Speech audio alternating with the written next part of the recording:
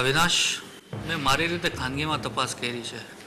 તને ટેકો આપતા વિધાનસભ્યોમાંથી કોઈ કે અનંતરાયને જણાવ્યું છે કે કયા કયા વિધાનસભ્યો તને ટેકો આપી અને આ રાજ્યનો મુખ્યમંત્રી બનાવવા માંગે છે?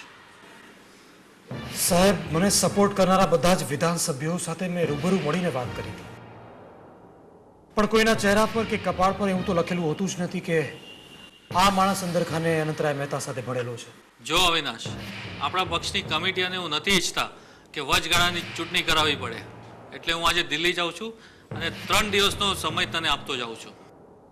3 દિવસમાં તો સાહેબ હું તારો સાથ છોડીને ગમે ત્યારે અનંતરાય મહેતા જોડે ભળી જાય એવા વિધાનસભ્યોનો ભરોસો તું નહીં કરતો. ભલે સાહેબ.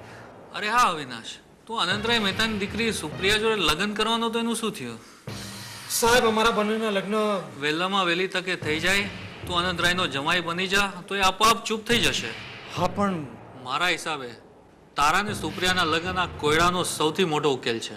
તમારી વાત સાચી છે સાહેબ. તારા ને સુપ્રિયાના લગ્ન જલ્દી થવાના છે, એ બધા જ ન્યૂઝપેપરમાં વાંચેલું. તો જલ્દી લગ્ન કરી લે તો તારા બધા પ્રોબ્લેમ દૂર થઈ જશે. જી સાહેબ. તો સાહેબ, રજા લો. ચોક્કસ. Thank you so much.